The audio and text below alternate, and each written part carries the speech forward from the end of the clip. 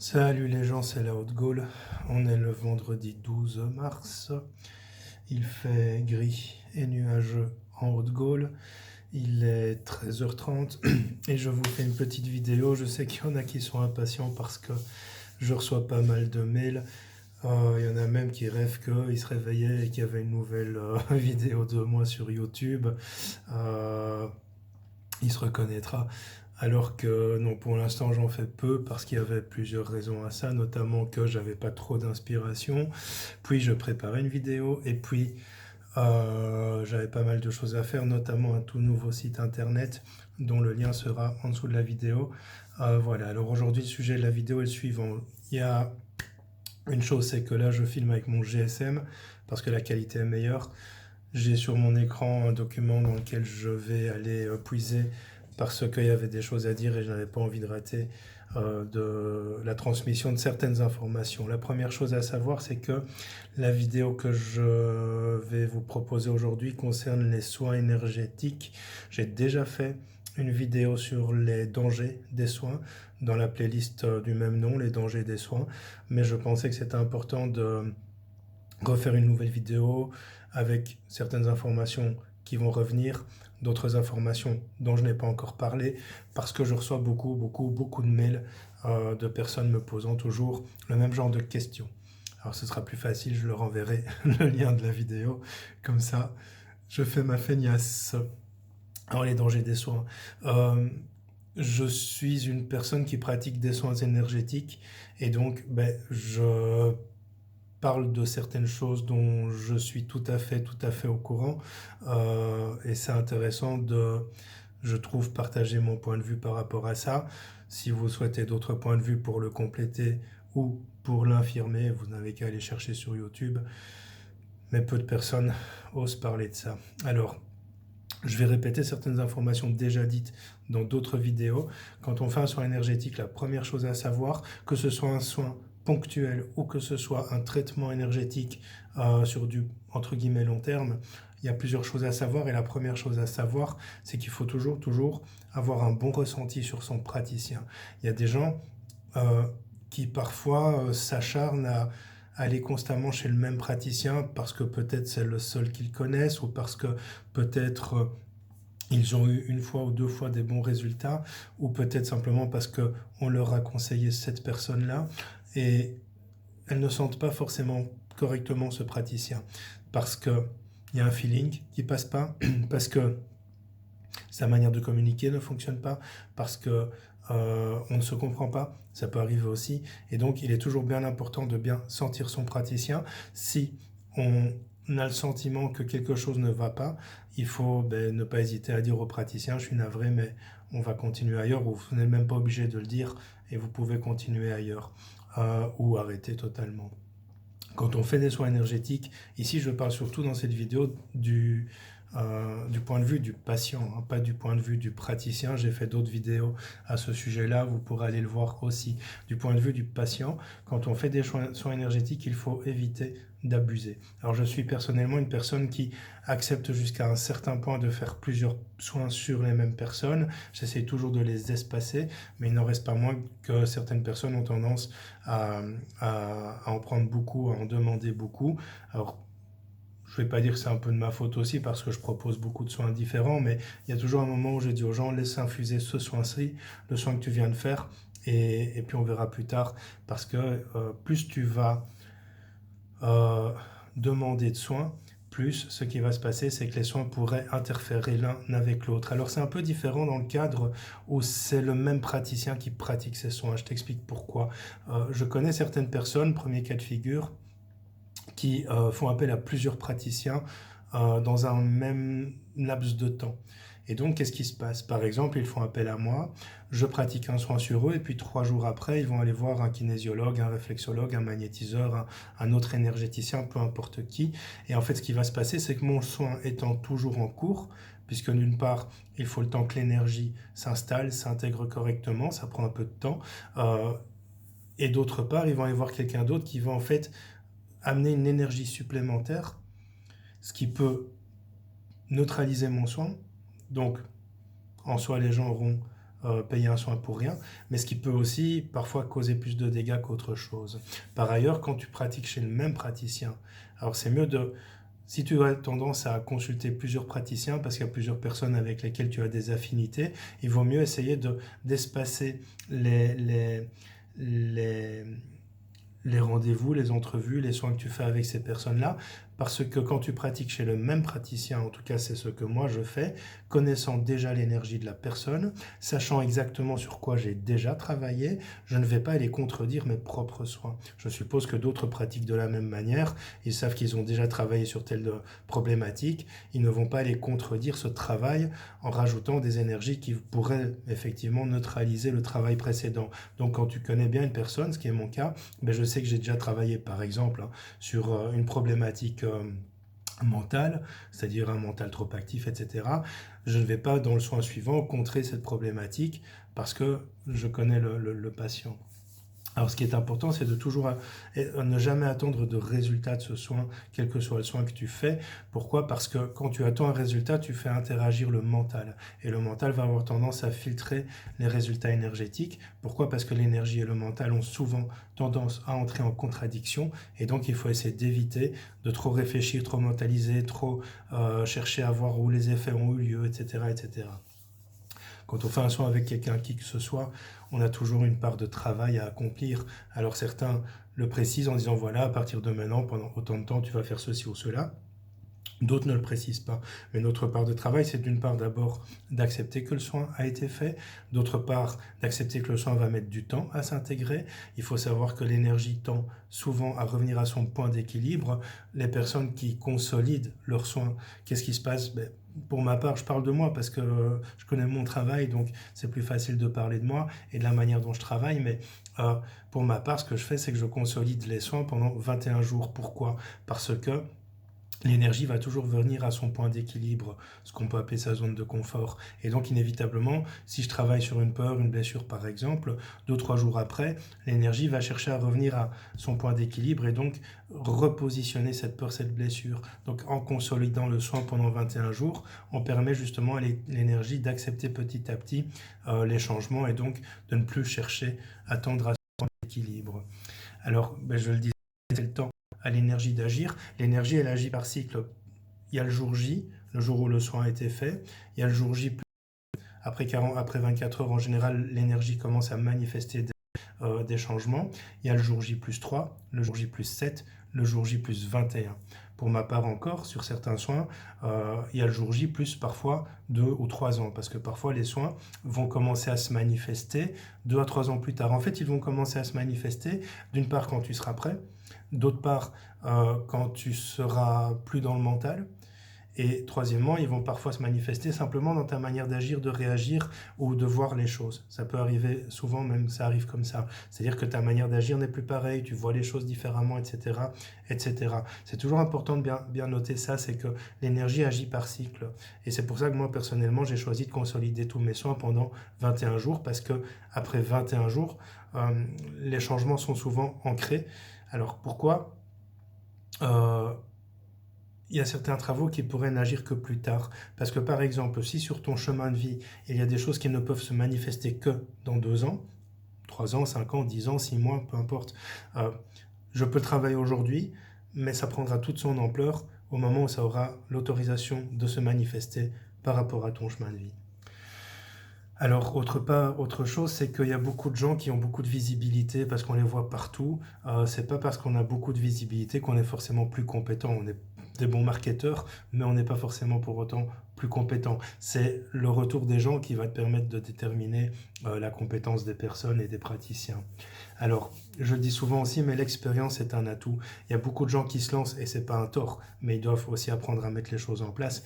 Il y a beaucoup de gens qui se lancent, et en fait, ils ont parfois des formations très courtes, et au départ, ils n'ont pas suffisamment d'expérience, et ne savent pas forcément bien gérer les problématiques, donc, ou les répercussions. Donc, il faut bien toujours prendre conscience que, évidemment, tout le monde doit débuter, évidemment, tout le monde doit partir de quelque part, mais plus la personne aura d'expérience, plus elle parviendra à pallier les problématiques éventuelles qui pourraient suivre l'intégration énergétique, parce que parfois il y a des problématiques. Alors, certains me demandent, et ça n'a plus rien à voir avec le... Enfin, si, ça va aussi, en fait, avec le fait euh, d'être un patient. On demande souvent d'activer un canal, d'ouvrir un canal, d'activer les chakras. Alors il y a un point fondamental, les chakras ne sont jamais fermés, ils ne sont jamais désactivés. Il y a certaines personnes, je l'ai déjà dit, qui n'en ont pas. Il y en a d'autres qui ont des chakras un peu plus affaiblis, mais ils ne sont pas pour autant ni fermés, ni désactivés. Un canal s'ouvre si c'est ton chemin et quand tu es prêt pour que celui-ci s'ouvre. Le canal, c'est quoi? C'est ce qu'on appelle le canal médiumnique qui va relier en fait ton corps physique au plan subtil. Un canal s'ouvrira de lui-même quand la personne sera prête à cela et si ça fait partie de son chemin de vie. Donc on ne peut pas ouvrir ce canal ou forcer l'ouverture, on peut provoquer avec douceur cette ouverture éventuellement, mais elle ne se manifestera pleinement que quand le patient sera prêt. C'est important de le savoir. Pourquoi? Parce que quand on active de trop certaines choses, ça peut péter à la figure des gens et à un moment ou à un autre, ils n'arriveront pas à gérer tout ce qui sera à gérer et en plus ça peut entraîner des burn-out, des problématiques énergétiques, etc., des dysfonctionnements, etc. Alors, quand on travaille l'énergie, il faut savoir que d'abord, elle va chercher à retrouver son point d'équilibre, comme je l'ai dit. Pendant ce temps-là, elle est fragile. Si on la travaille de trop pendant les 7 premiers jours, la fragilité va en fait la détraquer. Trop de soins, ça peut faire pire que bien, et ça c'est important de le savoir. Après 7 jours, elle va commencer à se stabiliser, d'autant plus que pour les personnes qui, comme moi, travaillent sur la stabilisation. Alors j'ai préparé, alors tu vois, je suis un peu différent que dans mes autres vidéos, je trouvais ça important de préparer cette vidéo. Alors, l'intégration totale de l'énergie va durer entre 21 jours et 7 semaines. Pendant cette période, si quelqu'un d'autre intervient, alors quelqu'un de normalement cohérent va dire, voilà, pendant une semaine, essaye de ne pas aller voir d'autres praticiens, ou pendant 7 semaines, ou le jour J, essaye de ne pas boire d'alcool ou de café ou de clope ou de drogue, parce que ça peut aussi empêcher l'énergie de bien s'intégrer, mais il faut savoir que pendant les 7 premiers jours, il vaut mieux éviter de voir plusieurs praticiens en même temps. Alors, normalement, après cette semaine, elle est stabilisée, l'énergie, et les premiers bienfaits du soin vont apparaître.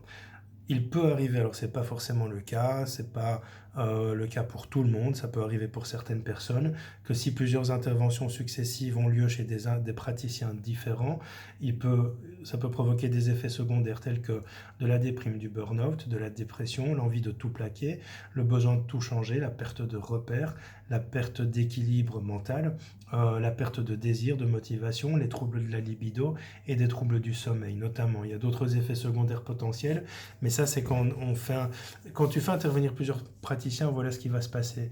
Tu vas en fait demander à un praticien de travailler sur toi. Imaginons que c'est de l'eau qui bout dans une casserole. Le praticien va travailler sur toi et l'eau va commencer à bouillir. Petit à petit, l'eau va prendre son point d'ébullition et puis tu vas aller voir quelqu'un d'autre. C'est comme si tu rajoutais de l'eau froide dans la casserole, pardon. Donc elle va arrêter son ébullition. Et puis tu vas retourner voir le premier et là, il va reprovoquer l'ébullition parce qu'il connaît comment tu fonctionnes, ton énergie, etc. Et puis tu vas aller encore voir quelqu'un d'autre, il va rajouter de l'eau froide dans la casserole. Et en fait, c'est interminable. Et comme je disais, ça fait pire que bien. Alors,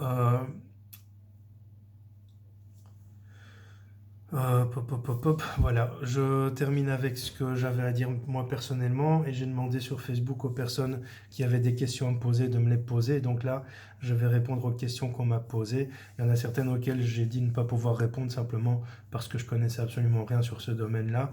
Donc j'ai choisi les questions auxquelles je suis capable de répondre. Birdie Cat m'a demandé si on parle énergie, soin, vibration, fréquence. Chaque thérapeute qui prodigue un soin a une vibration différente. Donc ma question est, si on fait plusieurs soins avec des thérapeutes différents, comment peut-on être sûr d'être bien aligné et de ne pas faire un yo-yo de bas en haut? J'espère avoir été clair, merci. Alors c'est ce que j'expliquais, c'est que l'idéal c'est que tant que le soin n'est pas fini chez un praticien, d'éviter d'aller en voir 50, même un autre. Il faut que le soin soit bien intégré et achevé avant de partir voir quelqu'un d'autre. J'expliquais ça en début de vidéo. Alors, sur Facebook, toujours Mitch LRT m'a demandé, salut à tous, J'ai eu l'occasion d'accompagner enfants, conjoints, amis à des séances de soins en magnétisme dans la même pièce ou à côté. À chaque fois, j'en suis ressorti très fatigué avec des crises de bâillements incontrôlables. Quel est ce phénomène? Une très bonne soirée à tous. Alors en fait, quand tu es dans une pièce où l'énergie se travaille, ton corps est en énergie, même si on travaille sur quelqu'un d'autre, tu vas capter certaines énergies, tu vas peut-être même en donner sans le savoir et ça peut épuiser. Signification simple, il y a peut-être d'autres raisons qui sont liées à l'environnement, au lieu, à ton état du moment, etc. Mais en tout cas, de manière générale et globale, étant énergétique, un être énergétique, tu peux aussi être sensible à l'énergie que l'on travaille, même si c'est sur quelqu'un d'autre. Johnny Windham a demandé, salut Johnny, je le connais, j'ai une question en rapport avec le sujet. Quelle est la différence entre un soin énergétique et le magnétisme? Le magnétiseur utilise l'énergie, n'est-ce pas? L'énergéticien ne fait-il pas appel au magnétisme? Alors oui et non. C'est-à-dire qu'il y a le magnétisme et l'énergétique. Alors le magnétisme, il faut savoir que notre corps est un gros amas d'énergie, mais cette énergie, c'est aussi du magnétisme. Les magnétiseurs vont travailler sur le magnétisme inhérent au corps physique, à l'électromagnétisme de ce corps, vont le recadrer, vont le repositionner, le resituer pour que les éventuels détraquages magnétiques se remettent en place pour que la personne aille mieux. Effectivement, un magnétiseur peut travailler l'énergie et l'énergéticien peut travailler le magnétisme, mais il y en a qui font que magnétisme ou que énergétique. L'énergétique, c'est quoi? Alors ça dépend de nouveau des situations, mais c'est quand on travaille en fait des énergies qui sont extérieures. On peut aller chercher l'énergie de la nature, l'énergie du soleil, l'énergie de pierre, l'énergie de ceci, l'énergie de cela, et on va en fait l'utiliser pour permettre de rectifier le système énergétique du corps. Donc c'est plus ou moins pareil, mais il y a, selon la manière dont c'est pratiqué et le praticien, il y a quelques nuances. En tout cas, ce sont deux méthodes qui sont bien distinctes, mais qui peuvent se rejoindre. Alors Sabine m'a dit, j'ai hâte, alors Sabine Lambert, j'ai hâte car c'est vrai que tu me tentes souvent avec tes soins, c'est vrai que c'est quelque chose qu'on me dit souvent, je fais beaucoup de soins différents, même si je tends à aller mieux, et donc c'est vrai qu'il y a beaucoup de tentations. Mon travail, je vais l'expliquer après, mais voilà. Question numéro 1, y a-t-il un bon rythme à respecter entre les soins? Si oui, lequel? Ça dépend. Si c'est le même praticien ou pas. Si c'est pas le même praticien, l'idéal c'est 7 jours entre deux interventions, 7 jours minimum, avec idéalement pas plus de 6 interventions par an. Si c'est le même praticien, tu peux un peu augmenter ça parce que, comme je le disais tout à l'heure, le praticien connaît ton énergie et ne va pas contrer ses propres soins. Moi personnellement, je conseille pas plus d'une dizaine de soins chez moi ou chez Jean-Paul qui fait aussi quelque chose, ou chez machin qui fait aussi quelque chose, pas plus d'une dizaine de fois par an, parce que ça peut aussi contredire l'énergie. Question 2, comment peut-on savoir quand il est temps de recevoir à nouveau un soin? C'est un peu difficile de répondre parce que j'ai toujours envie de dire c'est ton cœur qui te le dit, c'est ton cœur qui te le propose, c'est ton cœur qui t'appelle, il faut être à ton écoute. Aussitôt que tu sens qu'il y a quelque chose qui ne va pas dans ta vie, ça ne veut pas dire qu'il te faut un nouveau soin. Ça veut simplement dire qu'il y a des choses à rectifier, que peut-être que le soin précédent te donne un message en te montrant quelque chose qui dysfonctionne dans ta vie pour que tu puisses le résoudre. Pour ma part, je laisse un minimum de 21 jours entre deux soins. Même si certains soins peuvent être mis en corrélation et être faits en même temps, mais il n'en reste pas moins que c'est à toi de sentir si tu en as besoin ou pas en étant à l'écoute de ton cœur et pas de ton mental. Parce que ton mental, il va te dire de tout prendre, ou à l'inverse, de rien prendre du tout. Marilyn Cadeau me dit bonjour, à quelle fréquence, tous les mois, une fois par an, peut-on aller voir un magnétiseur? Là encore, je viens d'y répondre. C'est toujours le même genre de questions, vous voyez, c'est pour ça que je tenais à faire cette vidéo. Alors, Céline, bonjour David, en tant que praticien, est-il possible de faire un soin de base qui s'applique à chaque personne qu'on reçoit et d'être guidé sur un soin personnalisé selon ce pourquoi la personne vient? Je ne sais pas si je suis clair. Alors oui, il y a des protocoles de base qu'en tant que praticien tu peux installer, que tu feras plus ou moins à tout le monde, mais pour certaines personnes tu sentiras qu'il y a d'autres choses à faire et là tu agiras en fonction de ton intuition qui te guidera. Alors, Dolores Charles, coucou. Alors personnellement, j'ai une question que j'arrive pas trop à tourner, mais je vais essayer. Alors, elle est en lien avec les intentions et la personnalité de la personne qui transmet les soins.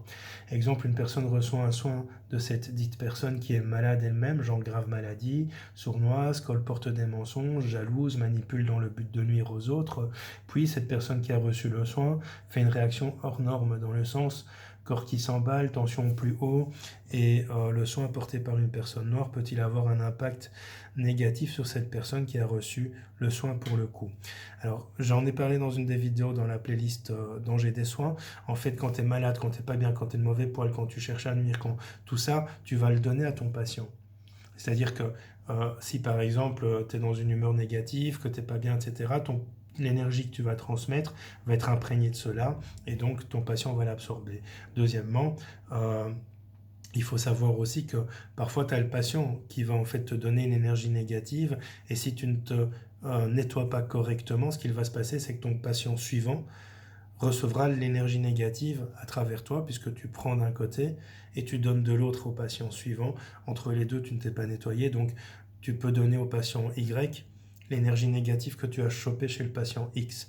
Mais effectivement, si tu n'es pas bien, personnellement, je déconseille de pratiquer ou alors d'utiliser d'autres méthodes pour le faire sans faire intervenir ta propre énergie.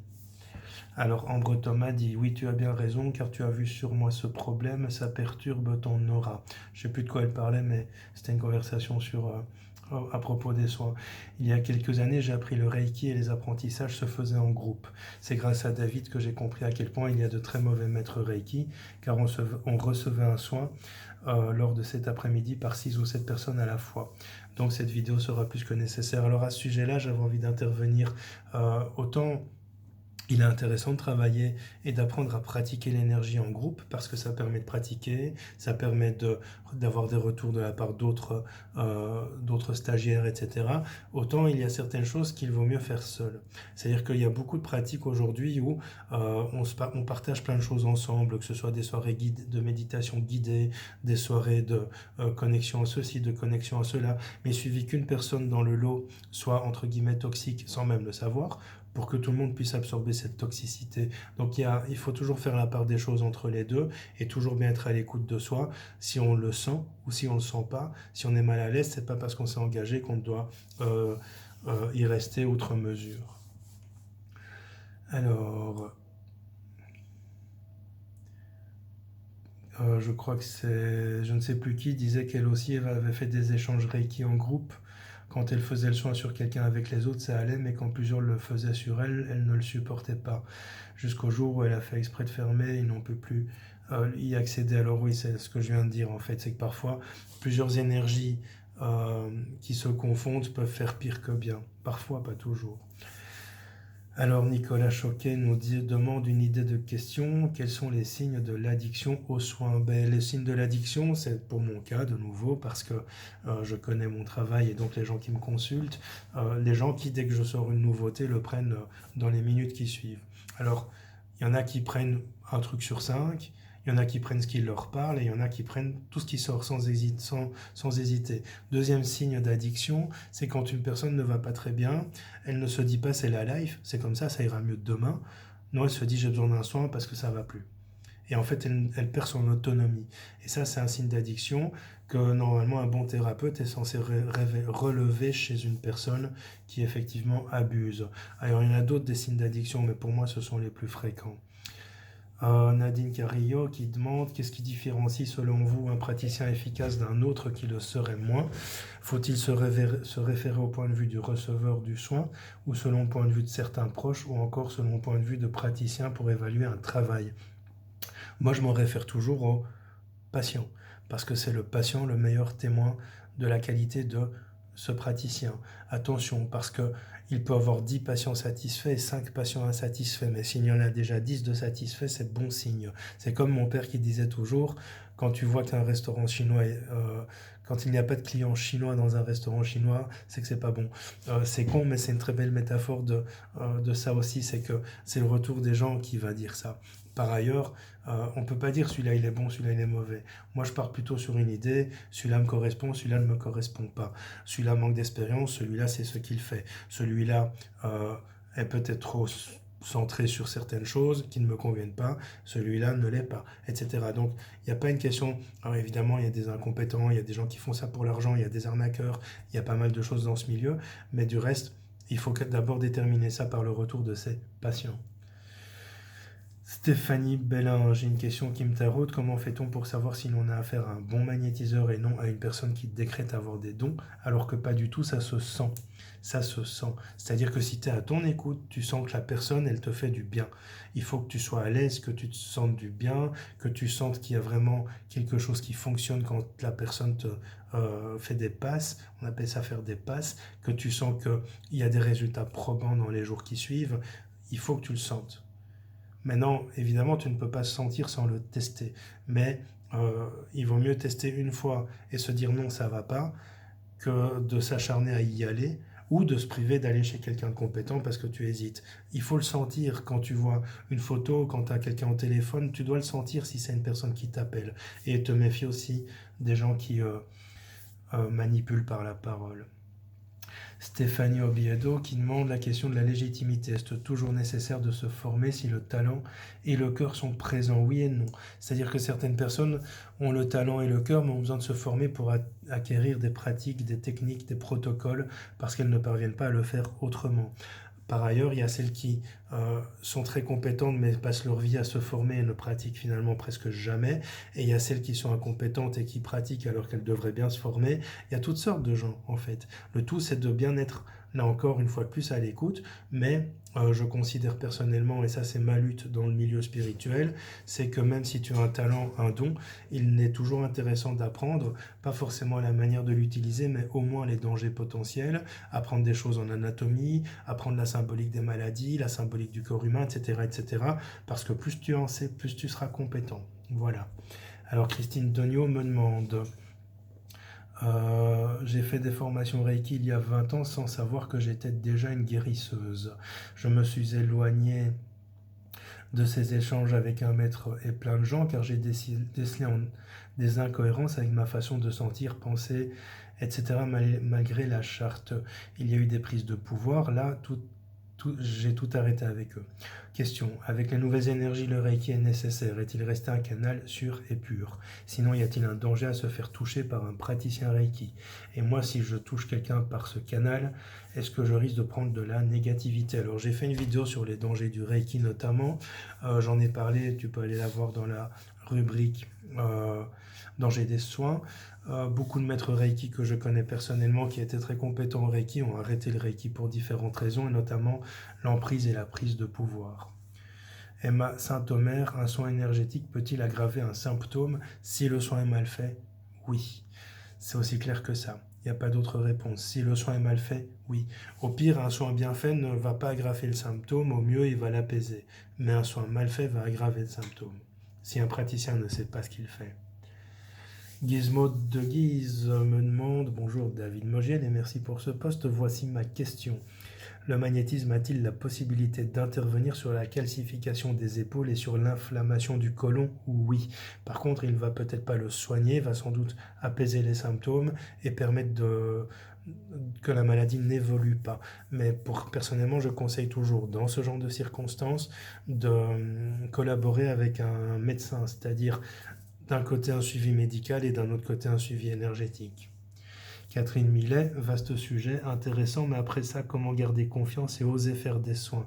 Comment être sûr d'être la bonne personne? Bon, allez, je vais faire taire mon imposteur, dit-elle, mais en réalité, j'ai déjà répondu au travers de cette vidéo. Allez les gars, courage. 28 minutes, il reste 1, 2, 3 questions. Sandrine Gabignon me demande si le magnétiseur est malade, petite ou grosse maladie, peut-il transmettre à la personne soignée sa maladie? Ou inversement, le magnétiseur peut-il attraper la maladie de la personne soignée? Oui, si on manque de protection, si on manque de recul énergétique, etc. Oui, incontestablement. J'en ai parlé déjà plus avant. Monia me demande, ça fait 3 personnes de mon entourage qui sont allées faire un soin énergétique chez 3 énergéticiennes différentes, elle précise, et elles leur ont dit qu'elles avaient une ou des entités ou mauvais sorts en elles. Je ne sais pas trop quoi en penser. Alors ça, c'est un classique. J'en ai parlé aussi dans une vidéo qui s'appelle Magie Noire ou je ne sais quoi. Beaucoup, et j'ai souvent la question, beaucoup m'envoient des mails en disant j'ai vu machin qui m'a dit que j'avais de la magie, que j'avais des entités, des machins. C'est un classique parce qu'après, elle te demande du pognon pour le nettoyer. Alors personnellement, je confirme ça dans aujourd'hui, En 2021, je confirme ça dans à peu près 5% des cas. Souvent, essentiellement, c'est de l'auto-envoûtement, c'est-à-dire que la personne étant persuadée d'avoir une entité, eh bien, ce qui se passe, c'est que son énergie va travailler pour lui, entre guillemets, confirmer ça. Mais il faut faire attention à ça, il faut toujours demander un deuxième avis, toujours. Dernière question, je pense, Malou Bonnet qui demande, bon, moi je dis qu'il ne faut pas mettre son énergie entre toutes les mains, j'en ai fait l'expérience. Il y a des rigolos qui manipulent l'énergie et qui ne savent pas ce qu'ils font. Je ne parle pas de toi, David, toi t'es top, elle est gentille, merci. Effectivement, il y a des gens qui ne savent pas ce qu'ils font, et je l'ai déjà dit dans cette vidéo, il faut faire attention à tout ça. Alors, j'allais dire aussi que, en ce qui concerne mon travail, parce que là encore je connais mon travail et je sais comment j'agis et interagis avec les gens, chez moi, personnellement, je propose beaucoup de soins différents, pour une raison très spécifique. Parce qu'il y a des gens qui ont besoin des soins globaux. Il y a des gens qui ont besoin des soins très spécifiques sur une problématique. Il y a des gens qui ont besoin d'un travail sur deux problématiques différentes. Alors on peut faire des mix entre guillemets de soins.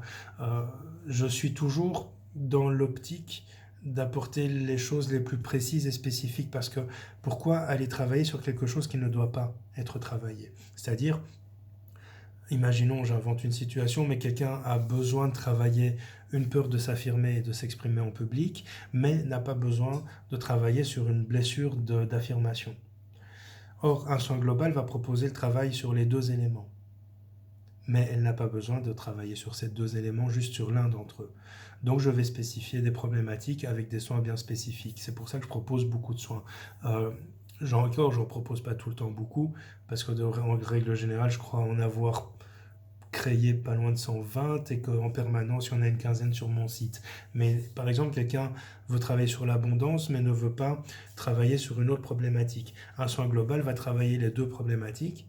Le soin abondance ne va travailler que sur l'abondance. Voilà pourquoi moi j'ai décidé de proposer des soins différents, des soins tout budget, des soins spécifiques, des soins beaucoup plus globaux qui vont travailler sur une grosse problématique. Quand je connais le patient, je sais très bien que si je lui fais un soin global, j'ai déjà travaillé sur d'autres éléments, je ne vais pas revenir travailler dessus, ça ne sert à rien, l'énergie fera son affaire.